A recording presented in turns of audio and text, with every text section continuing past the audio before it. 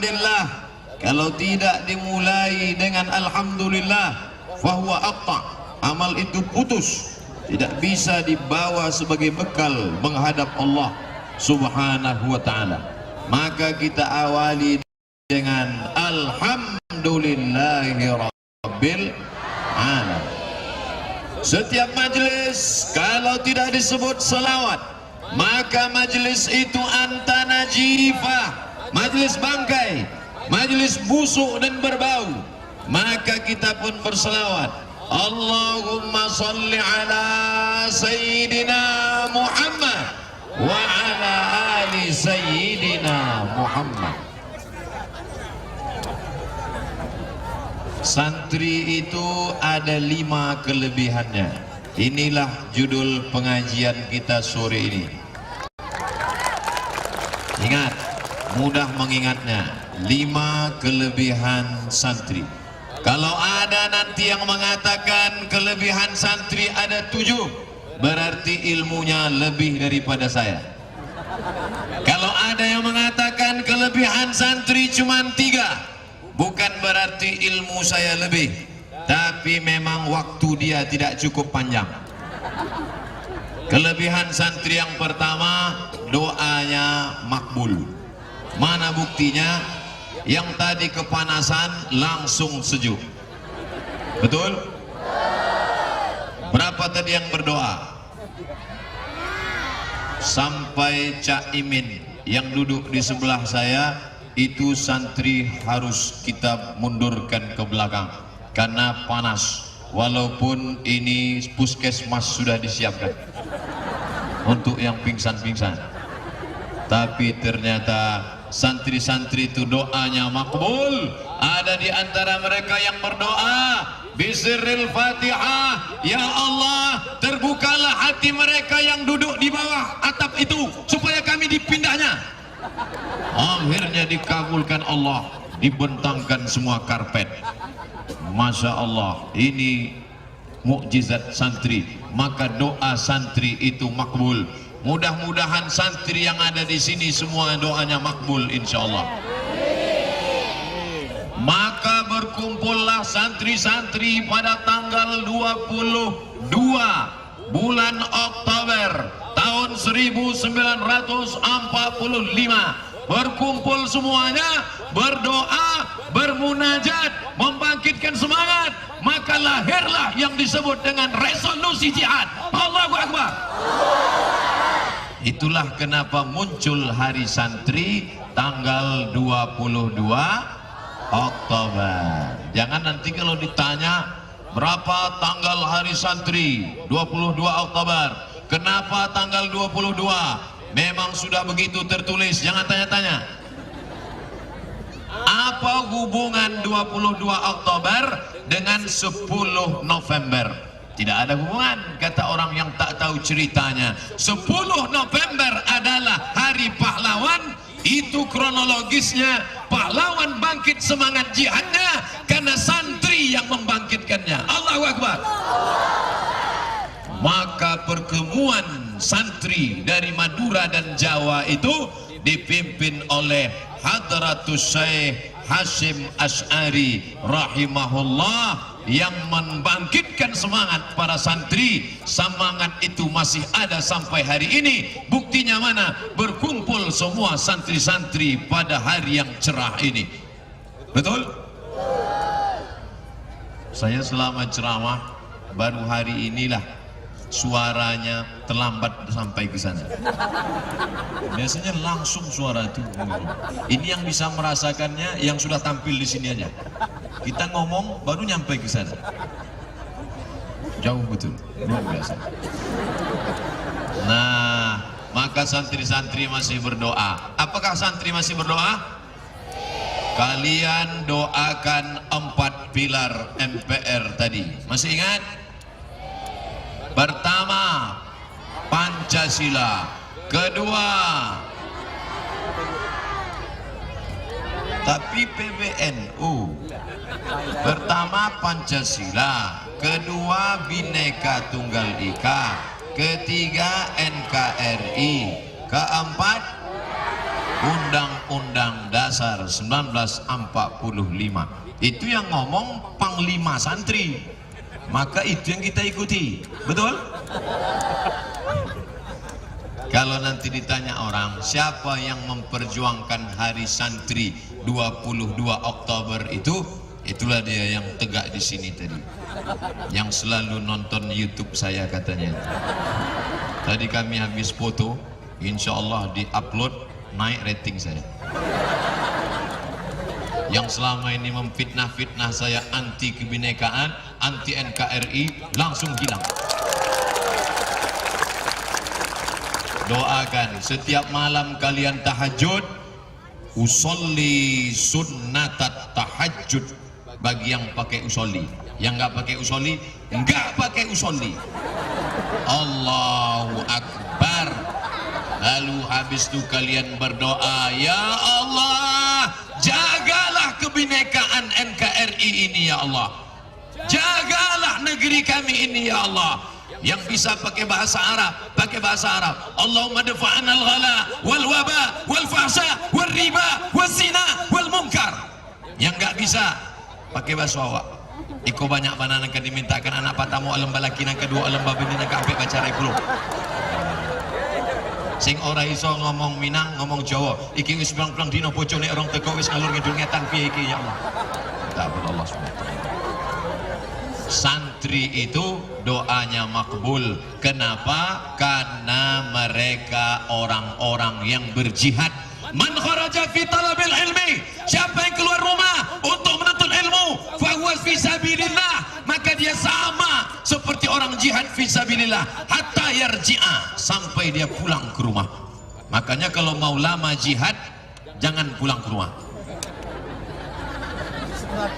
Santri-santri yang dimuliakan Allah Subhanahu wa taala, saya sebetulnya ini terjebak di tengah santri karena undangan yang masuk ke saya katanya acara latihan menembak.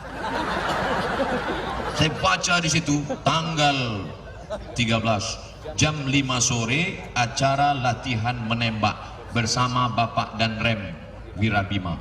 Ini habis ini kami acara nembak ini. Saya nanti insya Allah akan menembak dan langsung update status. Macam-macam harus tembak kepala ini. Santri-santri ini jangan lupa, kalian kalau berdoa di malam doakan Ustadz Somad. Doanya apa Ustadz? Satu saja, matikan Abdul Somad dalam la ilaha illallah. Tapi jangan sekarang, nantilah, udah agak-agak lama sedikit. Doa, jangan lupa doa. Doa itu yang penting 4 pakai bahasa Arab. A'udzu billahi minasy syaithanir rajim. Bismillahirrahmanirrahim. Alhamdulillahi rabbil alamin. Wassalatu wassalam ala asyrafil anbiya'i wal mursalin wa ala alihi wa sahbihi ajma'in. A'udzubillah, bismillah, alhamdulillah, sholawat. Sisanya terserah mau doa apa. Ini banyak orang yang berdoa terlalu detail. Ya Allah, ini aku mau jual tanah, sebelah kanan bersempadan dengan Pak RT, sebelah Pak RW, belakang jalan raya 25 kali 75 meter, harga masih nego lagi. Gak perlulah terlalu detail. Ada pula yang berdoa terlalu umum, mulut tak bergerak. Ya Allah, sebenarnya banyak yang mau kumintakan kepadamu, tapi rasanya tak perlulah ku sebut satu persatu, karena ku yakin kau tahu yang ku mau. Doalah, doakan semuanya, doakan. Ketika kau doakan dia, maka saat itu turun malaikat. Apa kata malaikat? Amin, kabulkan doa ini. Walaka mislu, kau dapat yang sama seperti yang kau doakan. Makanya kita doakan orang baik, Pak. Baik, doakan ya Allah, doakanlah panglima santri kami itu supaya bisa jadi apa tadi iklannya? Tadi sebelum berangkat kemari saya lewat di pasar pagi Arengka, besar betul baleho besar Cak Imin next president. Hah? Oh, wapres. Oh itu, berarti salah tengok saya. Maka doakan pemimpin-pemimpin kita supaya diberikan Allah yang terbaik insyaallah. Amin ya rabbal alamin. Yang pertama, santri doanya makbul. Yang kedua, Allah mengangkat derajat santri. Mana buktinya? Yang tadi santri berada di sana, para pembesar-pembesar negeri di depan. Sekarang siapa yang di depan? Tu'izzu man tasha. Siapa yang mau kau angkat derajatnya? Wa tudzillu man tasha. Siapa yang mau kau rendahkan derajatnya? Santri yang sabar, maka diangkat Allah derajatnya langsung paling depan dan paling dekat dengan Ustaz Somad. Masya Allah, luar biasa. Kalian kalau istiqomah dengan santri ini, maka diangkat Allah derajat kalian. Bapak ibu yang mau diangkat derajatnya, tidak lagi bisa jadi santri, anak-anaknya jadikan santri-santri. Mana orang tuanya? Nih, ini orang tua yang diangkat derajat karena sabar anaknya di pesantren. Betul? Sekarang banyak orang tua kalau anaknya di pesantren, anak bapak di mana? Tebu ireng. Anak bapak di mana? Tambak beras. Anak bapak di mana? Pergi jauh di sana, di Surabaya, di Yogyakarta. Menangislah istrinya sampai bengkak biji mata. Ibu nangis kenapa? Kata suaminya, kamu jangan nangis, Bu. Biar lebih baik anak kita daripada kita nangis nanti 20 tahun akan datang dia jadi pecandu narkoba, dia jadi pezina, dia mabuk, dia kena AIDS. Lebih baik kita nangis sekarang. Jangan nangis. Mamu istrinya, iyalah enak kamu. Aku yang mengandungnya 9 bulan 10 hari, aku yang menyusukannya 2 tahun lamanya. Kamu kan cuma modal flash disk saja. Oleh sebab itu sabar. Maka bapak-bapak yang anaknya di pesantren sabar, ibu-ibu yang anaknya di pesantren sabar. Setelah nanti mereka jadi orang, pulang mereka ke Riau, mereka akan menjadi orang-orang yang terpandang. Mereka akan jadi komandan Korem. Amin. Tadi ketika Pak Komandan Korem, Pak Danrem ceramah memberikan kata sambutan, orang heran, ini Danrem apa ketua PCNU? Kok hadisnya ini santri kelihatannya. Bayangkan kalau adik-adik yang jilbab panjang, santri-santriwati ini pulang nanti dari pesantren, tamat, nilainya tinggi, hafal Quran, masuk di Fakultas Kedokteran Universitas Indonesia. Jilbabnya panjang, wajahnya sejuk, raut wajahnya bekas air wudhu, masuk ke rumah sakit, bawa jarum suntik. Salatullah salamullah ala taha rasulillah. Salatullah salamullah ala yasin habibillah. Kok gak terasa suntikannya ya? Apa kata ibu-ibu yang sudah lama sakit di rumah sakit? Ya Allah, kalau adalah anak lajangku, kupinangkanlah sama Kebetulan di pojok itu ada pula bapak yang sedang sakit. Apa kata bapak? Ya Allah, kalau matilah biniku, kupinangkan. Itulah beda bapak-bapak sama ibu-ibu. Ibu-ibu selalu ingat anak, bapak-bapak juga. Masya Allah, berada di tengah santri ini rasanya kita kembali muda. Saya tadi Cak Imin nanya saya, Ustadz umurnya berapa? Terakhir waktu foto selfie sama jamaah, dia pakai HP. Rupanya HP ini ada yang bisa nebak umur. Dia buat situ 24. Habis foto saya tanya, ente beli HP di mana? Kok tahu dia umur saya 24? Bersama santri-santri yang bersemangat, bangkit semangat kita, maka Riau akan lebih baik, Indonesia akan lebih baik di masa akan datang, karena orang tua memasukkan anak-anaknya ke pesantren. Allahu Akbar.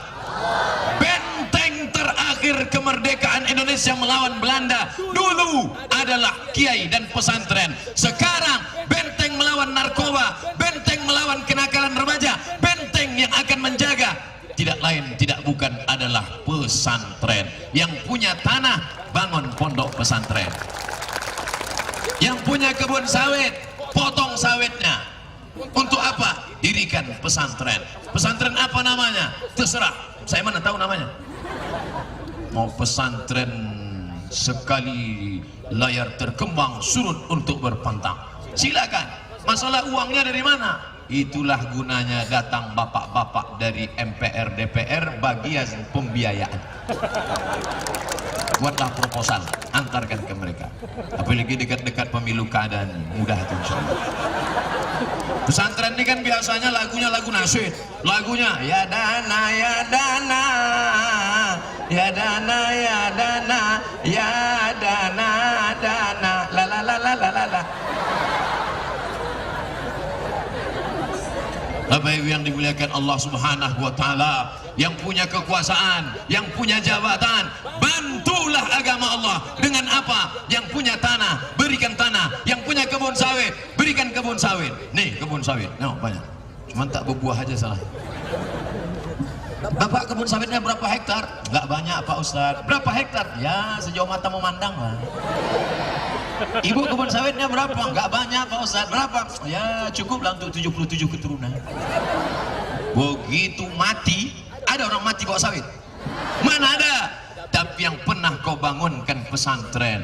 Hari ini Tebu Ireng yang dibangun oleh Mbah Hashim dengan titik peluh keringat dan air mata, yang dulu itu tempatnya orang-orang nakal, pemabuk, garong, pencuri, kupu-kupu malam.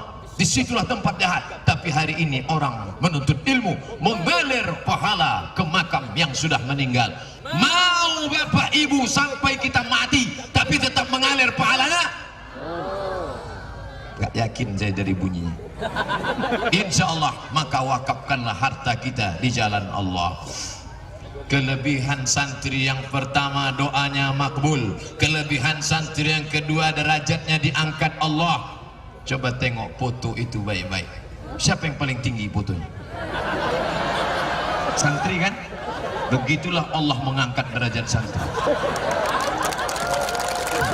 Terima kasih Photoshop yang sudah membuat gambar. Itu sekedar sampel saja. Saya ungkapkan karena kebetulan foto saya besar. Kalau di tempat lain kecil, mana saya singgung masalah foto. Tiga, santri itu berasal dari kata sastri. Sastri itu apa? Sastri itu bahasa awaknya iso boco kitab, bisa membaca kitab, itulah santri. Maka siapa yang bisa baca kitab, kalian di Darun Nahdah membaca kalamuna labzun mufidun kastaqim ismun wa fi'lun summa harfunil kalim sibzasana kam jada saksun qad samadum thayyiban zid fi tuqanda zaliman. Itu semua kalian hafal di pondok pesantren sampai mengangguk. Sampai akhirnya pas pulang kampung mau bulan puasa, diajak kenduri menyambut bulan puasa, diminta orang berdoa. Aku ada santri, silakan baca doa. Bacanya kalam labzun mufidun kastaqim ismun subhanallah. Amin. Cipta kam jadul qud safadim soiban zid fitum untuk solkan. Amin. Padahal tak syair-syair dia baca. Begitulah kalian menguasai bahasa. Bahasa tertulis di pintu pesantren. Language is crown of pesantren. Anak bapak di mana? Pesantren. Jadul. Anak ibu di mana? Anak saya hebat. Di mana? Islamic boarding school. Padahal istinya sama. Orang kita ini kan sok-sok Inggris. Makan apa tadi pagi? Ayam goreng. Orang kampung. Kau pakai apa? Fried chicken. Padahal kualinya sama. Minyaknya minyak jelantah. Oke, yang mau pakai keren, mau ke di ujung tadi SMP IT, SMA IT. Apa itu? Islam terpadu. Silakan mau pakai istilah Inggris, nggak apa-apa. Head of SMPT. Saya mau nanya aja, yang mana anak SMP tadi? Ternyata di sana. Gitu caranya udah. Head of SMPT, tak ada yang hidup rupanya di sana. Mantap, hewan, keren. Terus belajar yang baik. Bahasa jangan sampai kalian lupa. Bahasa harus kalian kuasai. Alhamdulillah bersama kita ada Cak Imin. Sugeng rawuh Cak Imin. Pripun kabari? Apik. Wis perang-perang dina ora teko kete. Kemudian ada pula bersama kita Pak Idris Laina. Pak Idris Laina, apa kareba? Masya Allah. Yang tadi saya pakai Windows Jawa. Yang apa kareba itu dari Sulawesi Selatan, Bugis Makassar. Lalu kemudian ada pula bersama kita Bapak Brigadir Jenderal Edi Natar Nasution, halak kita sesudena. Biado Pak Edi.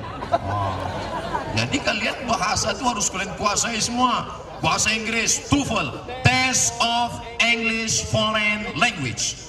Jangan sampai naik pesawat SMP bahasa Inggris, SMA bahasa Inggris, kuliah bahasa Inggris. Naik pesawat mau pergi umroh, yang bisa dia tangkap cuma 3 saja. Good morning, ladies and gentlemen, thank you. Pahamilah bahasa Inggris, hebat kalian. Ambil S2, kuliahnya di mana? IIU. Apa itu? Islamic International University. Barulah bangga ketika ada orang nanya saya, kenal Ustadz dengan alumni Islamic Center Kampar Al-Hidayah Kampar itu? Oh ya, kenal saya. Kenal Ustadz dengan alumni pesantren Assalam Naga Beralih? Oh, kenal saya. Yang tak saya sebut pesantrennya jangan tersinggung, saya tak ingat. Banyak lagi yang mau saya ingat. Tapi insya Allah semuanya baik-baik, insya Allah. Amin ya rabbal alamin. Kalau waktu habis, tolong panitia bawa surat kemari, buat surat tilang. Ustadz, 5 menit lagi habis. Bapak Ibu yang dimuliakan Allah Subhanahu wa taala, bahasa harus kalian kuasai. Ini NKRI bisa terjaga, kenapa? Bahasa Indonesia, walaupun bahasa yang lain tetap dijaga. Adalah orang Batak, tentara, diletakkan di Salu. Dulu ceritanya dulu. Lalu kemudian waktu itu ada hutan. Datanglah orang Batak bertanya sama ibu-ibu orang Bangkinang. Bu, ya, hebat hutan Riau ini ya. Ya, ada gajah di sini. Kata ibu itu kodok. Gajah yang kutanya kata yang ibu jawab. Gara-gara apa? Salah paham, gak ngerti bahasa. Bahasa penting. Ada orang Minang. Bahasa Minang mau bertanya apa kabar, ba kabar. Tapi kalau bahasa Batak, biadu. Biadu artinya apa kabar? Masuklah dia. Biadu. Datang orang Minang, babi tidak ada kambiang nana. Berkelahi gara-gara bahasa.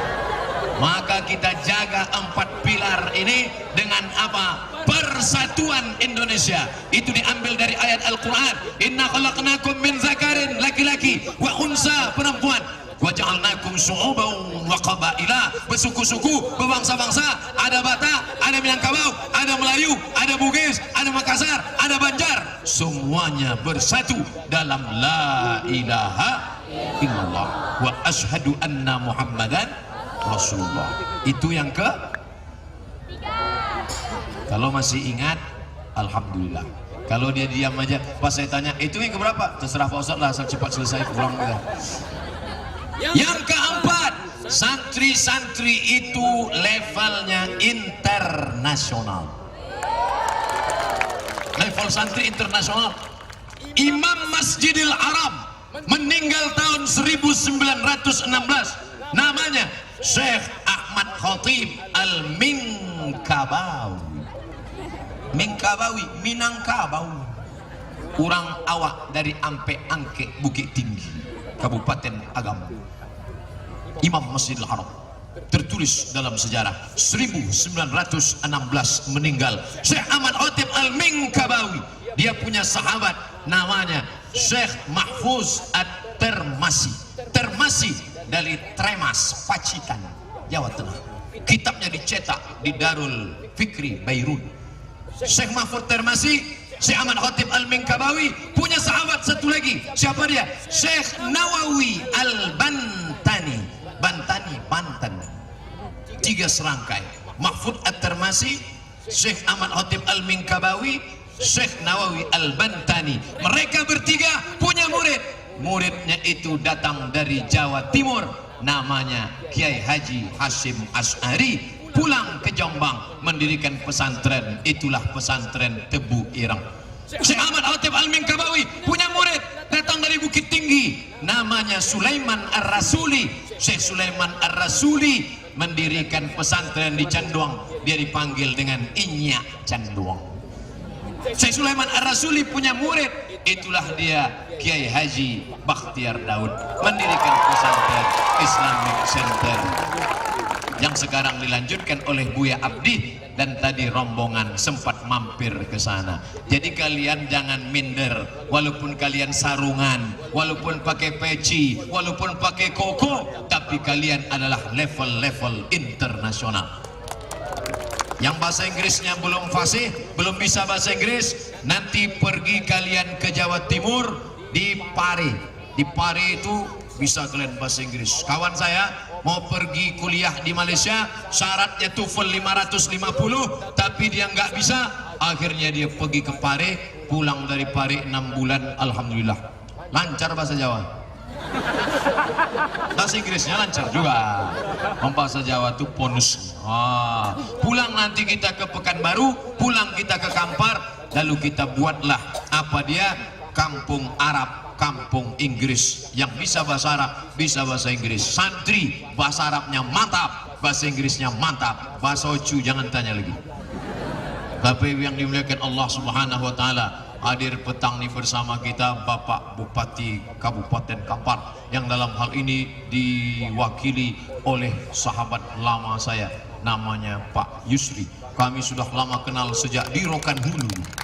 Rokan Hulu. Saking lamanya saya akrab dengan beliau, entah saya aja merasa akrab, Allah alam.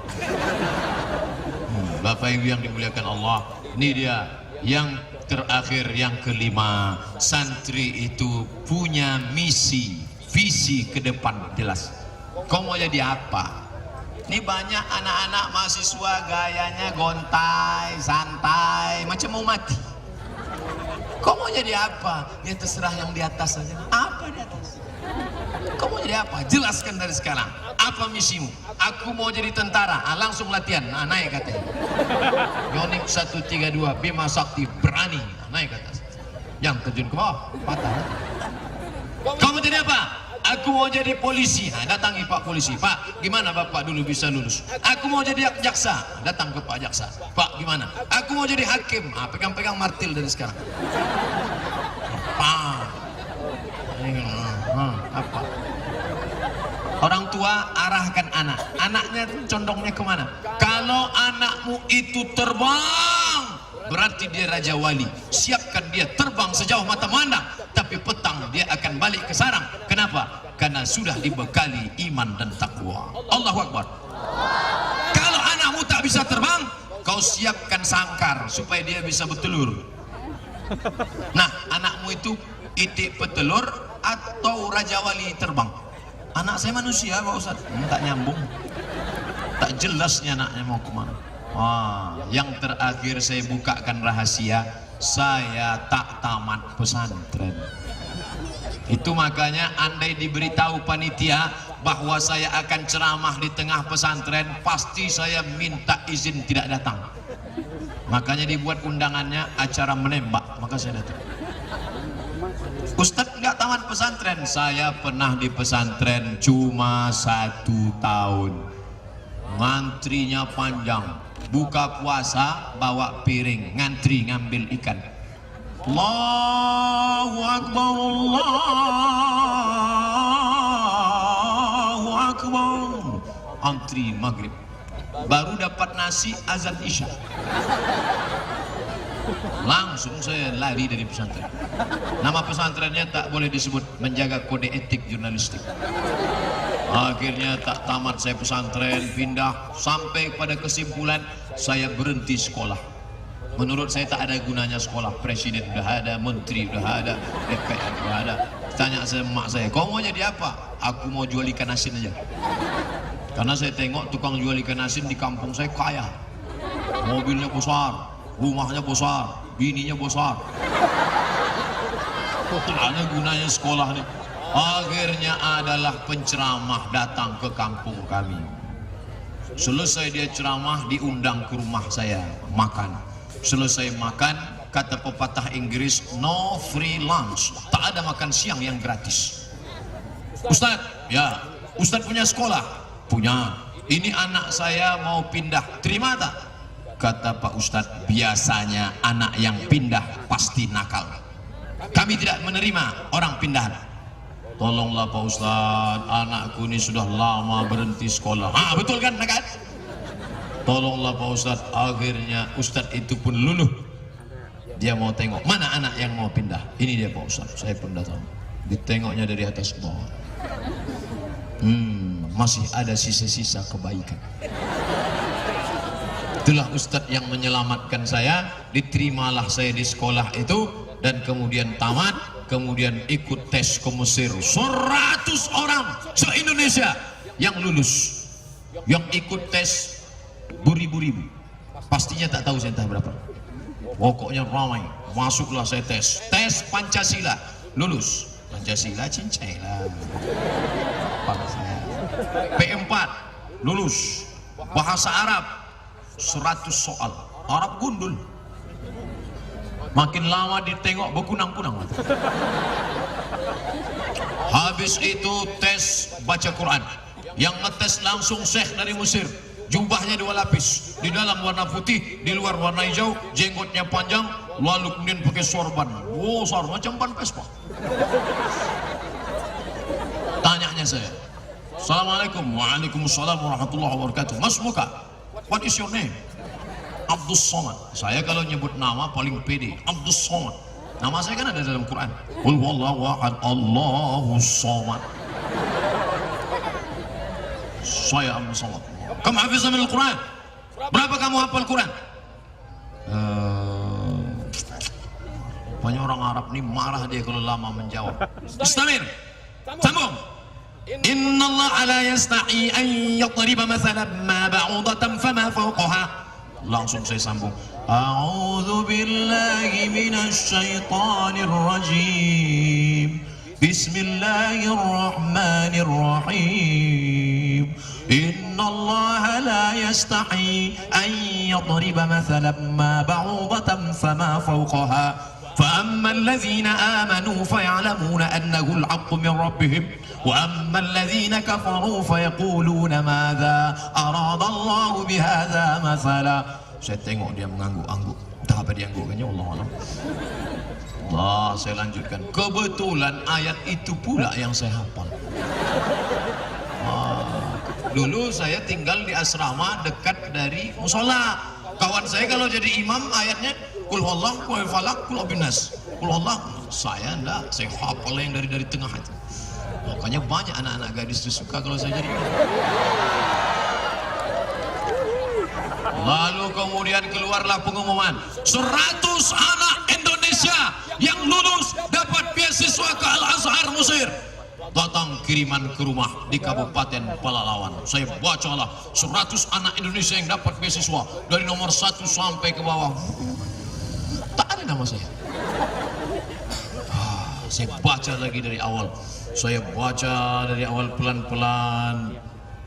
Abdul Somad. Ada ternyata nama saya. Maka saya pun berangkatlah terbang dari Pekanbaru menuju Jakarta. Dari Jakarta naik pesawat Royal Jordan Airlines. Sampailah di Aman, transit 6 jam di Hotel Alia Aman. Tinggal di hotel, hidupkan keran air mandi. Salah petik, rupanya air panas. Habis itu pagi itu sarapan kami, sarapanlah. Kawan saya itu diambilnya, diambilnya. Saya tak mau asal ambil, saya tengok aja dulu. Saya tengok tak ada lontong sayur sama nasi uduk. Akhirnya semua kawan saya membuang ke dalam. Rupanya tak ada yang sesuai selera.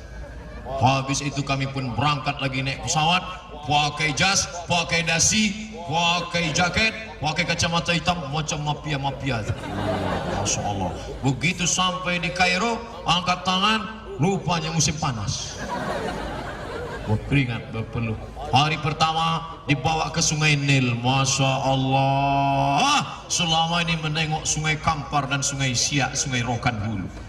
Tapi hari itu menengok Sungai Nil. Habis itu kami menengok piramid, makam-makam raja di Mesir. Masya Allah. Habis itu masuk ke lokal. Sampai di lokal datanglah guru-guru besar dari Syekh Azhar mengajar. Fi hadhihi al-munasabati sa'adatina natakallamu an qadaya Falastiniyah fa inna amaliyat as-salam fi Syarq al-Aswad lam tatawaqqaf illa bin shuhab al-Israili min al-aradi al-muqaddasah. Mengangolah kami. Apa kata Syekh? Stres saya.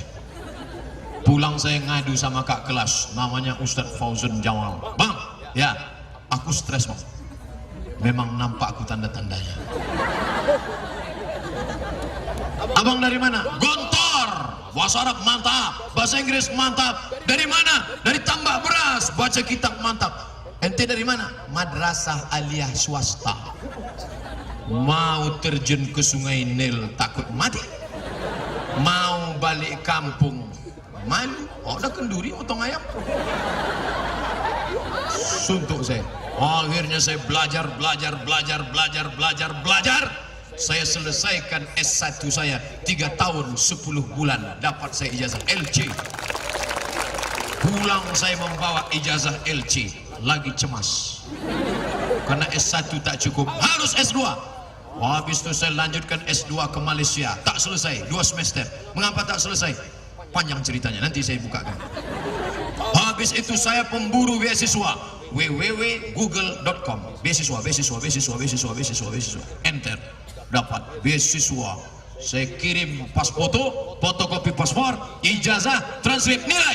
Akhirnya kirim, berdoa, ya Allah, doa santri dikabulkan Allah walaupun tak tamat pesantren. Dapat saya beasiswa S2, terbang lagi ke Maroko. Saya S2 di Maroko. Makanya jamaah sekarang banyak bertanya, Ustaz Somad dari S2 Maroko ya? Iya, dekat dari Maroke Pak Ustaz. Apa pula hubungan Maroko sama Maroke? Mesir, Libya, Tunisia, Aljazair, Maroko, Samudra Atlantik, Real Madrid, Barcelona.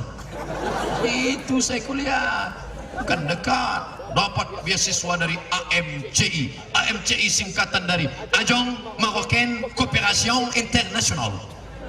Ternyata Maroko pakai bahasa Prancis. Madap saya ke rektor. Assalamualaikum Pak Rektor. Waalaikumsalam. Hadhil madda sama alaina. Ini materi ini payah.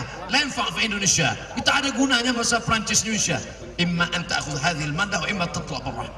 Kau ambil materi ini atau keluar dari situ. Takut juga sih. Nah, akhirnya belajar lagi bahasa Prancis. A, B, C, D, E, F, G. Baca lagi. Siapa nama kamu? Komong Tutapel. Nama saya Abdul Somad. Jumapel Abdul Somad. Saya mahasiswa di Darul Hadis Institute. Je suis étudiant à Darul Hadis Établissement. Saya tak bisa bahasa Prancis, bisanya bahasa Inggris. Je ne parle pas français, parle anglais, arabe. Pokoknya patah-patahlah lidah. Takut. Siapa yang tak lulus diusir dari asrama, tak dapat beasiswa, tak dapat tiket pulang. Siap-siap menghanyut dari Sungai Nil ke Sungai Siak. Makanya belajar kami luar biasa. Saya selesaikan S2 saya setahun 10 bulan selesai. Pulang saya ke Pekanbaru membawa 2 titel LCMA. Lagi cemas mencari anak gadis. Panjang lagi ceritanya, tapi waktu juga yang memisahkan kita. Terima kasih. Wassalamualaikum warahmatullahi wabarakatuh.